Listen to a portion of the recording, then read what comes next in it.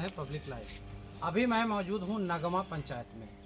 ये पटेरी बेलसर प्रखंड का नगमा पंचायत है, वैशाली की धरती है और ये गणतंत्र की धरती है, ऐतिहासिक धरती है, जहाँ गौतम बुद्ध का आगमन हुआ था और ये उनकी कर्म भूमि की धरती है।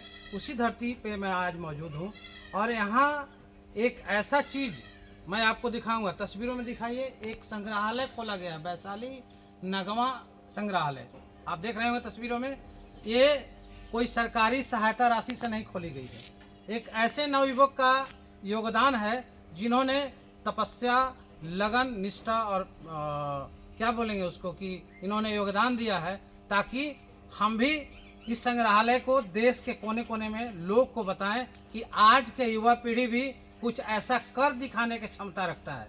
इन्होंने अपना पोखरी खनवाने के दौरान ये पुरातन जो अवशेष मिले हैं उनको ये संयोग कर अपने संग्रहालय में रखे। मैं उनको दिखाऊंगा। उसके पहले आप लोग पब्लिक लाइव के साथ बने रहें। अगर नए हैं तो पब्लिक लाइव को सब्सक्राइब करें, लाइक करें और बने रहें पब्लिक लाइव के साथ। हमारे बीच उनके परिवार के लोग जुड़े हैं जिन्होंने ऐसे नवयुवक को प्रेरणा दिए कि आप जो हैं पढ़ लिख रहे हैं तो ठीक है, लेकिन कुछ ऐसा करिए जो समाज और देश में नाम का काम हो। हमारे बीच नवयुवक है, उनसे बात करूंगा। उसके पहले उनकी चाची से बात करता हूं कि आप अपना नाम बताइए तो। मंजू सिंह। अच्छा, ये बताइए कि ये जो लड़का है जी, ये मतलब कब से इस काम के लिए मतलब उत्साहित हुआ था? करीब करीब 14-15 साल से है। मतलब इनके दिमाग में कैसे आया? माने इनके दिमाग में ऐसा आया कि हम खुदाई कर रहे हैं, ये तत्व है सो हम संजोग के रखें और आगे के अथी में दिखाए कि हाँ ये हम रखे हुए हैं। इस पर बुद्ध का ये धरती है तो इस पर अपना अथी करके और देश विदेश के लोग को इस पर अथी पर्यटक लोग आए और इस पर इस बच्चा को ऐसा करे कि अपना अथी समाज का भी नाम हो। समाज का भी नाम। तो ये थे इनके चाची जिन्होंने ये दिया उनको इंटीमेशन कि आप जो है सो अच्छा कर रहे हैं। मतलब कोई भी परिवार का सदस्य, कोई भी बच्चा अगर आगे बढ़ता है तो निश्चित रूप से उनके गार्जियन का योगदान होता है। इन्होंने जिस तरह से सराहा है और जो ये चितरंजन जी जिस तरह से काम किए हैं निश्चित रूप से सराहनीय है। हमारे बीच उनके मम्मी भी हैं। आप अपना नाम बताइए तो। अच्छा, ये बताइए कि आपका लड़का इतना बड़ा काम किया, संग्रहालय में पुरातन तस्वीर को मैंने संजोग करके रखा, आपको कैसा लग रहा है? अच्छा लग रहा है।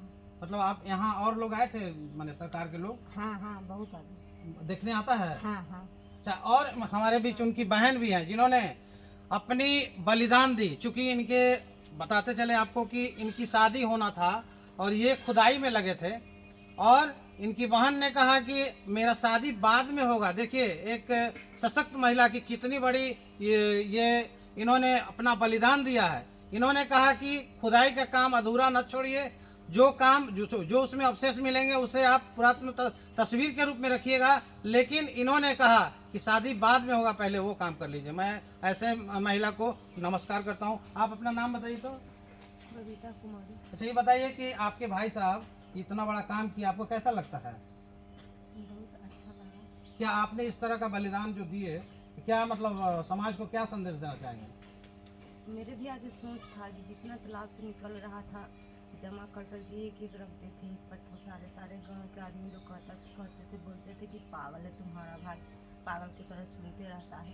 आगे चलते थे पीछे से सब टोन टान छोड़ते थे, हमें भी सब बोलता है, कहता है तुम्हारा लाइफ बर्बाद हो रहा है, शादी विवाह नहीं होगा, तो सारा बर्बाद ही होगा, बिल्डिंग करवा दी, पैसा उसमें खर्च। लेकिन हम भैया के बात विचार पर, भैया के चाल स्वभाव पर निर्भर रहे सब दिन। अब बोले कहीं से ठीक है आप कीजिए, मेरा शादी 2 साल बाद होगा। आप देख रहे हैं तस्वीरों में, ये बहन हुई, ये हमारे भारतीय नारी की पहली पहचान है कि कोई अगर आगे बढ़ रहा है, अगर हमसे जितना हो पाएगा। इन्होंने जो बलिदान दिया सराहनीय है। हमारे बीच उनके भाई हैं जिन्होंने इस संग्रहालय का निर्माण में किस तरह से इन्होंने खुदाई करवाया और उसमें सरकारी सहायता राशि मिला नहीं मिला, सारे चीज़ से अवगत कराएंगे। सर, आपका पब्लिक लाइफ में बहुत बहुत स्वागत। धन्यवाद। और उन सारी श्रोता को भी जो ये आपके पब्लिक लाइफ से हमारी फरियाद को सुनेंगे, देखेंगे, उन्हें भी धन्यवाद देना चाहता हूँ। अच्छा, आप हमें ये बताएं कि ये प्रेरणा जो है खुदाई का किनके माध्यम से आपको मिला? प्रेरणा तो मेरी माँ और मेरी बहन ही है, और दूसरा कोई तो नहीं, क्योंकि एक पागल के सिवा तो एक शब्द मिला नहीं समाज से मुझे और लोगों से। लेकिन मेरी माँ बहन मुझे बहुत कोऑपरेट की है, और मेरे कामयाबी के पीछे यही लोगों का हाथ है। कोई लड़की इस धरती पे या देश में कौन हो सकता है जो बोलेगा कि मेरा मैरिज मैं बाद में करूँगा। पहले देश की धरोहर और पुरातात्विक अवशेषों को, गणतंत्र की जननी वैशाली की धरती के धरोहर को संरक्षित और सुरक्षित कीजिए। अच्छा, ये बताइए कि आपको सरकार की तरफ से कभी मतलब जिला अधिकारी को इसकी सूचना दी है कि इस तरह का आप सरकार की तरफ से खुदाई करवाइए, हम भी उसमें सहयोग करेंगे क्या आपको? नहीं, बहुत बार मैंने किया, मेरे साथ मेरी सिस्टर भी कई बार गई। वही सब इस तरह से ट्रीट करते थे, बिहेव करते थे, पागल है, ईटा खपटा जिंदा है, ये रखे हुआ है। मेरी सिस्टर को भी लोग बोलता था कि तुम क्यों इसको कोऑपरेट कर रही हो, इसका तो लाइफ है, इसका तो मैरिज नहीं होगा, तुम्हारा प्रॉब्लम क्रिएट होगा। फिर भी मेरी बहन ने कोऑपरेट की मुझे। मेरा परिवार के लोग अपना काफ़ी बलिदान दिए इसके पीछे, क्योंकि ये देश का मेरा अतीत धरोहर है, प्राचीन इतिहास है, और इसको हम लोगों ने खोना उचित नहीं समझा। राज्य सरकार कोऑपरेट करे या ना करे, इसके लिए हमारा परिवार संकल्पित है इसको संरक्षण के लिए। अच्छा, ये बताइए कि सरकार से क्या मांग करना चाहेंगे? सरकार को जो बनती है वही मुझे हेल्प करे और मेरे परिवार को एडॉप्ट करने की कोशिश करे, कि आखिर हमारी एक छोटी बहन है, मेरा माँ है, मेरा अपना दुनिया है, तो कम से कम मेरे परिवार के लिए और मेरे गांव की डेवलपमेंट के लिए। क्योंकि गांव के लोग क्या बोलते हैं इसका मैं दिल से नहीं कभी लिया हूँ, क्योंकि मैं अब चाह रहा हूँ कि पंचायत का डेवलपमेंट हो, ताकि वो लोग को समझ में आए कि चितरंजन वाकई में पागल था या क्या था, क्या करना चाह रहा है, और पर्यटक केंद्र के दृष्टिकोण से हमारी पंचायत का डेवलपमेंट हो। और वो जो गढ़ है उसमें उसकी अगर खुदाई संभव है तो खुदाई करवाए, और ये पर्यटक केंद्र के दृष्टिकोण से एक पर्यटक हब बनाया जाए। बहुत सर्किट से इसको जोड़ने की कृपा प्रदान करेंगे पदाधिकारी लोग और मंत्रीगण सदन में बैठे। जिस तरह से चितरंजन जी का कहना है कि सरकार के तरफ से ये खुदाई सरकारी होके खुदाई होता तो और सारे अवशेष मिलते जो पर्यटक का केंद्र बिंदु बनता और यहाँ हब हो जाए, ताकि दूर देश से भी पर्यटक आए और दर्शन करे, और इस ऐतिहासिक स्थल जो प्राचीन काल से ये हम लोग का पुरातत्व स्थल है, जहाँ गौतम बुद्ध की कर्म भूमि है, महात्मा क्या बोलते हैं उनको, जन्म भूमि, ये सारे यहाँ पर पुरातन रूप से ऐतिहासिक रूप से दिखाया गया है, जो सराहनीय है। यहाँ के जो ये व्यक्ति हैं जिन्होंने ऐसा काम करके देश को एक नया संदेश देने का काम किया है, निश्चित रूप से सरकार को इनके बातों पर अमल करना चाहिए और ये संग्रहालय विस्तार रूप से बने, ताकि सब लोग पर्यटक जो है, बाहर के पर्यटक भी यहाँ आए। बहुत बहुत धन्यवाद। तत्कालीन के समय जो अवशेष प्राप्त हुए थे, सिक्का छापने की मशीन का अवशेष, सारे जमीन के तह में मिले और इन्होंने खुदाई के समय निकाला। इनके अंदर किसी तरह का लालच नहीं था, अगर लालच होता तो सरकार को बिना सूचना दिए ये इस अवशेष को किसी दूसरे देश में ये बेच सकते थे, लेकिन इन्होंने ऐसा नहीं किया। इसलिए नहीं किया कि इनको देश से प्यार है। ऐसे देश के सपूत को मैं सैल्यूट करता हूं जिन्होंने अपनी पूरी लगन और निष्ठा से इस काम को आगे बढ़ाया है। मैं एक बार फिर आपको दिखाना चाहूंगा तस्वीरों में कि किस तरह से सिक्का का, इसमें देख लीजिए चांदी के सिक्का का भी इसमें लाया गया है।